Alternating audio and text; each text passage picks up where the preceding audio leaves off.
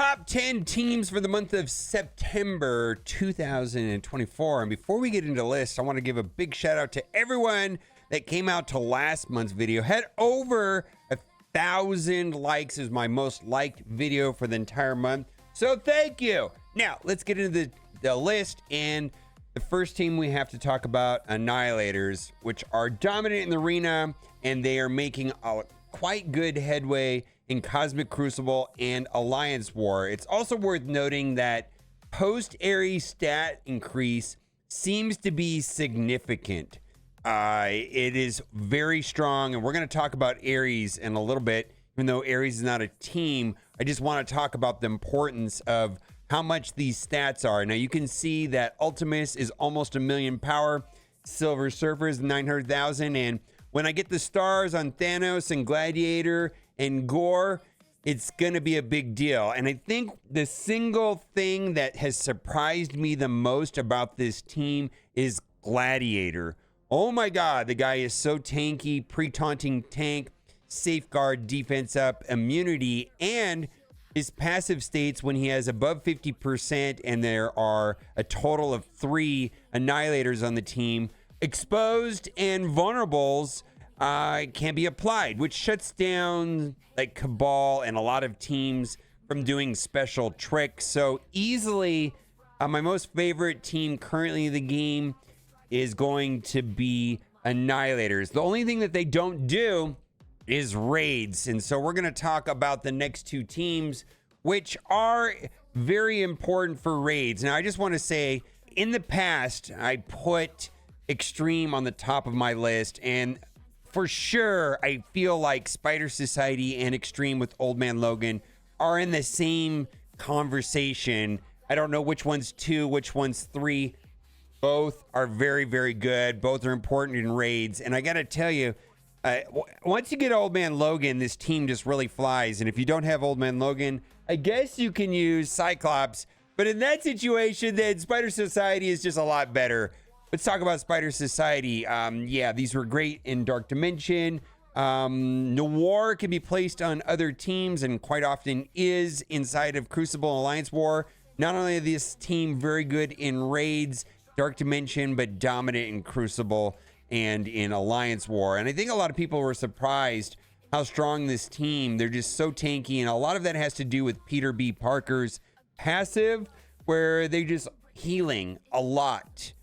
And then Penny does all kinds of fun stuff. Pav does a lot of damage, and then Noir is plug and play in many different teams, and Ghost Spider is there at the end. Now, as far as Extreme goes, Old Man Logan is kind of like a one-man army in reality, and would still be dominant inside of even Arena if it wasn't for Gore's passive, which kind of shuts down the assists, which is kind of what Old Man Logan's all about: assists and revives and amazing resiliency.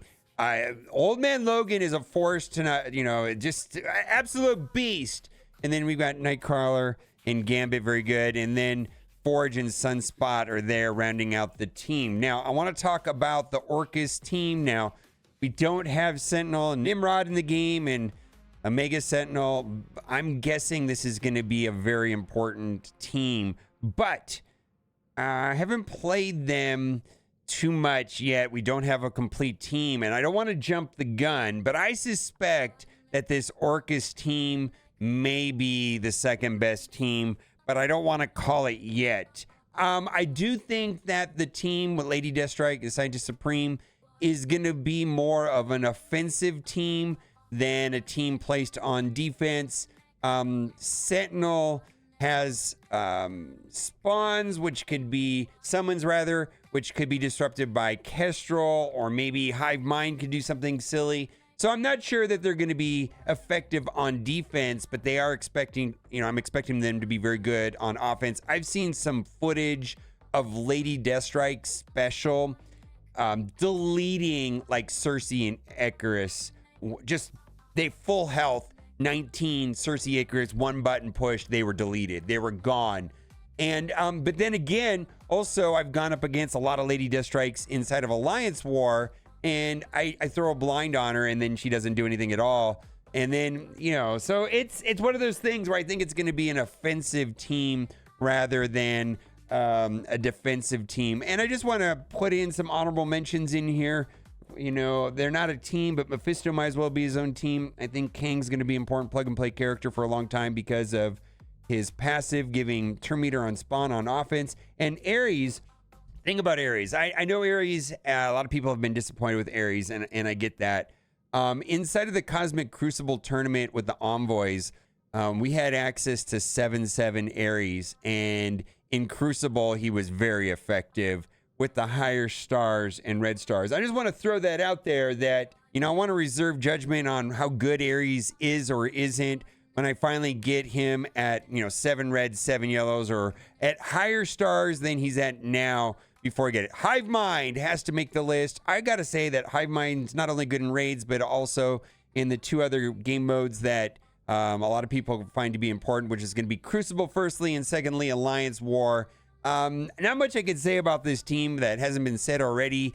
Good in raids for sure. Void Knight is the superstar, followed by Carnage and Red Goblin. And then, you know, as far as replacing members, Venom is usually the first to be replaced for sure.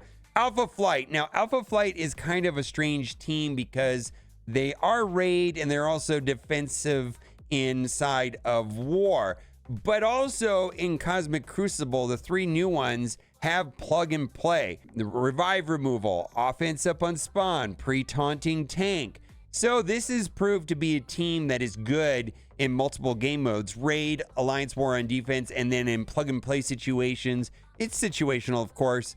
The 3 new members can be used on random teams. Now, in Alliance War, a lot of people are replacing one of the members and maybe putting in Super Scroll because unfortunately a full 5-piece Alpha Flight on defense and war can be killed with a 4-piece out of time, and then you still save your Black Knight. So the team is important, but I wanted to put them lower on the list. I want to say I'm so far in this list, I'm pretty comfortable, you know, in the way that I've placed them, but this team for sure is being used. But I believe I could have put this team a little bit lower on the list. I got to talk about Sinister 6, Superior 6, and there is amazing use not only in war and Crucible, and oftentimes they're able to be split into 2 teams. I do that quite often inside of war. Between the Sinister 6, there's 2 complete teams, because not shown here is going to be like Lizard and Shocker and Electro, and they're just great characters. So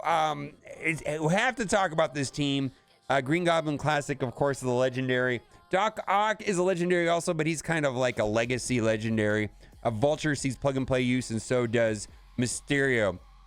Next is Illuminati, and some people have Captain Britain, some people do not. Now, I have found use for the Iron Man 5-piece Illuminati inside of Crucible. That is still a very, very good team. And then oftentimes I'm able to put Captain Britain on a different team to go up against, let's say, a Super Scroll comp, because his passive shuts down the turn meter game on Super Scroll. So this is proved to be a team. Of course, they were designed for Crucible, but they're really good inside of Alliance War. Again, this one, if they were useful inside of raids, would probably be at the top of the list. In a similar category here is going to be Cabal. And Cabal, of course, is most known for their effectiveness in Cosmic Crucible, but they're used in Alliance War. Now, I did use these guys instead of Dark Dimension 7 in Global, but I gotta tell you, Dark Dimension 7 Global's a mess, and I'm hoping there will be a better solution. A lot of people say, oh, use Annihilators inside of Dark Dimension 7. Are they gonna be good? Yes, they're gonna be good, but also the Cosmic section inside of Dark Dimension 7 was a cakewalk. The Global section is miserable, and I'm just putting that out here. These guys did not do well, and mostly the problem with this team is their speed. Namor's passive, when there's a crit, will give the team speed up, and that's why quite often this team is paired up with Zemo. So Zemo can get the early crit, they get speed up, but Ares also was effective on this team inside of that Crucible tournament. And then, you know, Kang with Absorbing Man or Titania is also just very good. And this team also performs to a certain degree in Alliance War, but it's mostly known for Crucible. And I just had to throw in Super Skrull and APOC. They're their own team. All right, we got to talk about right here. This is going to be Secret Defenders. Black Cat's probably the most important, followed up by Robbie, and then Photon and Ms. Marvel are also very good. Photon is also used on A-Force and Alliance War. This is proved to be a team very good in Crucible and in Alliance War, and they were very good for a long time, even in Arena. Now, Black Cat most likely is going to have a longer shelf life, being the legendary, and also for her revive on spawn removal, which is fantastic. And Black Knight is a very good character also. I'm not saying that you use this at a team, but I'm just, where I had gaps on these teams, you know, like, wow, I had the 3-piece team. I just filled in the gaps with plug and play characters like I did up here. It's like, I'm going to throw in these guys. I'm going to throw in Mephisto and Super Skrull. And lastly, this is not on the list, and do not upgrade this team. Maybe upgrade Vol, but this is a team on the outs. Absolutely, Bifrost is not good. Not on this list. Also not on this list is Pegasus. Pegasus is going to be replaced by Orcus for sure, and then this is going to be replaced by a Night Stalker team. Do not upgrade anybody on this team.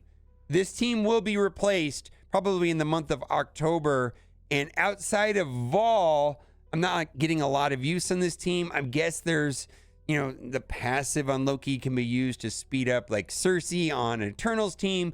I guess Beta along with Valkyrie can be used in Alliance War, but as far as raids, nope. Crucible, just Vol, and so on and so on. Let me know what you think in the comment section. Anybody I missed off the list, who would you put on the list? And as always, thanks for watching. Bye for now.